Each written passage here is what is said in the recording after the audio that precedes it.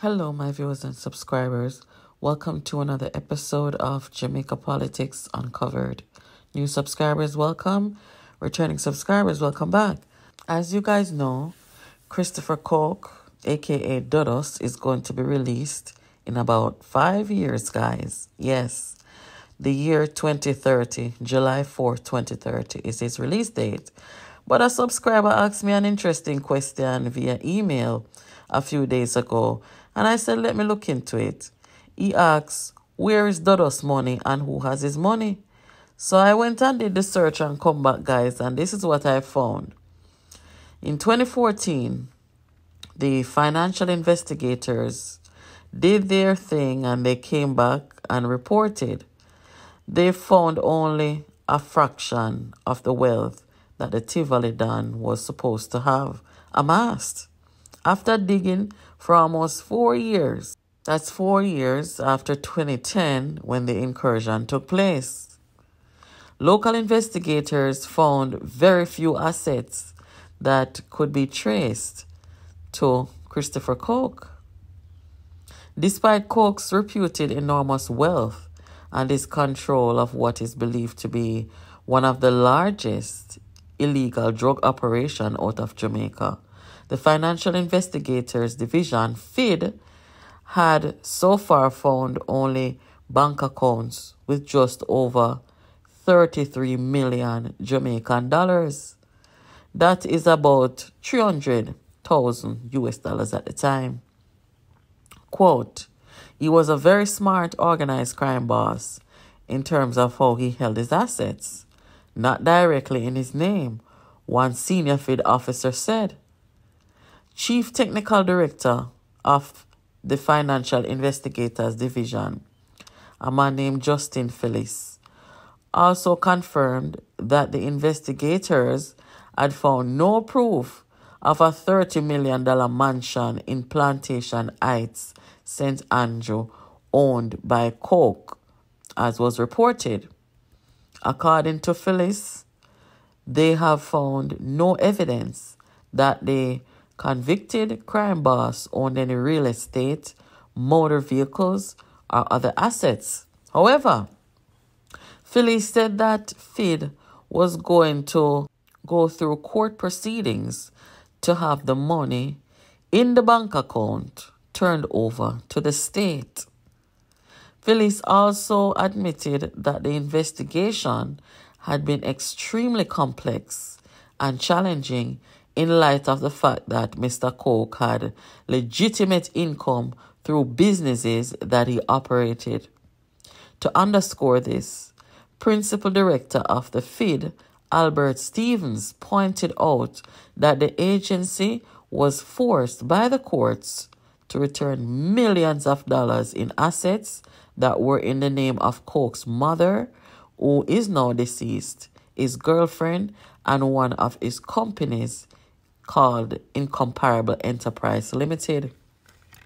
Without pointing fingers, the investigator lamented that the probe had been affected by the absence of timely critical information.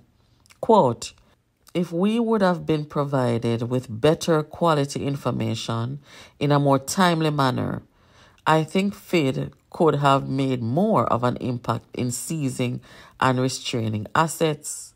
This was according to the FID boss.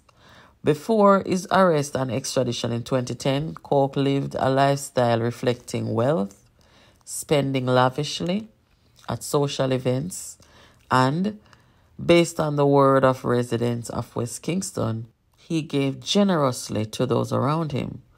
But the source of the wealth has never been explained, nor has anyone been able to quantify just how much the former strongman was worth.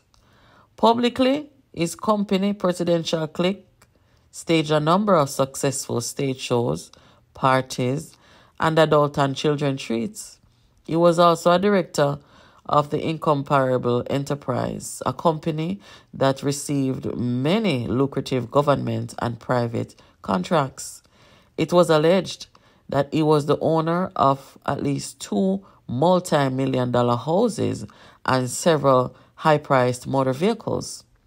In the aftermath of Coke's guilty plea and 23-year prison sentence in the U.S., the Americans have indicated that they would be going after his assets to collect the 1.5 million US or Jamaican 130 million that District Judge Robert Patterson ordered him to pay over to the state. Patterson agreed with the prosecutors that the money should be forfeited based on the criminal conduct that Coke admitted to in connection with his guilty plea. Quote, in connection with this guilty plea, Coke admitted to trafficking in over 3,000 kilograms of marijuana and 15 kilograms of cocaine in the United States, utilizing even the most conservative wholesale values for those narcotics. 200 US per pound of marijuana and 15,000 per kilogram of coke. The gross proceeds from the distribution of these narcotics is well in excess of 1.5 million US. That's according to the prosecutors at the time. End of quote. That argument found favor with Patterson, who ruled that Coke should have paid the money to the U.S. Asset Forfeiture Unit. Patterson also gave the American authorities a directive to go after the money wherever it was.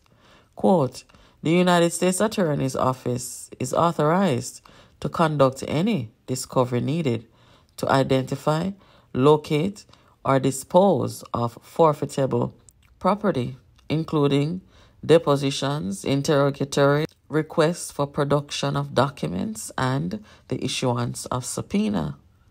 End of quote. While the Americans have not said if they have managed to seize any portion of the 1.5 million US, it appears that any wealth Coke amassed is well and truly hidden. Now, in the year 2015, guys, it was reported that the government took hold of 35 million from 2 bank accounts of Dodos. The money was held at 2 local financial institutions and was seized following an order made in the Supreme Court. The money was turned over to the Jamaican government.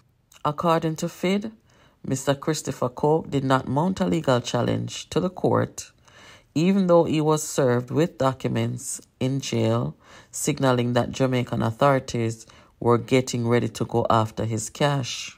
The former Tivoli Gardens strongman pleaded guilty in September of 2011 to 1 count of racketeering conspiracy and 1 count of conspiracy to commit assault with a dangerous weapon in aid of racketeering. Quote, I am pleading guilty because I am. End of quote. Coke said then. The multi-million-dollar seizure marks the culmination of a civil recovery investigation launched by the Fed in 2010 after Coke was captured and extradited to the U.S. It also provides some measure of success for local investigators who have been trying without success to determine the extent of Coke's wealth. In an exclusive interview with the Gleaner, Fed boss Robin Sykes made it clear that this was not the end of the road in the search for Coke's assets. Sykes revealed that the Fed was aware of assets owned by Coke that were intermingled with other parties. As a result, he said, the agency was still trying to disengage and determine the interests of the other parties. Quote, we do continue our investigations for assets. Where they are uncovered, I think the civil recovery law allows us a very long period of time to carry out those investigations. He said one of the challenges facing local authorities is trying to track down Coke's assets and finding persons who are willing to give evidence about Coke involvement in illegal activities. Another challenge facing investigators, he said, is the fact that there is enough information suggesting that Coke was also engaged in legitimate business activities. Quote, because of how the Proceeds of Crime Act is, where those proceeds are commingled, it is always a difficult thing to say, okay, was the proceeds from a legitimate contract or was it proceeds from a crime? How do you untangle that? He questioned. Guys, I hope this gave you an insight into what happened to the financial assets of Christopher Coke. It would be interesting to know what exactly the state of Jamaica did with those funds. There is no report or evidence that any of the funds that the financial investigators found was turned over to the United States government. It was all turned over to the Jamaica government, and a sum of 35 million Jamaican dollars. So this happened under both administrations, starting with the Bruce Golding administration and then the Portia Simpson Miller administration. We haven't heard anything more since then about any more findings from the financial investigators of Jamaica regarding this case. As we know, Christopher Coke will be released July 4th, 2030. One of the things that I took note of here, guys, is how the financial investigators said that the state has been trying, or they have been trying for a while, to figure out how much money Dodos had and where that money was.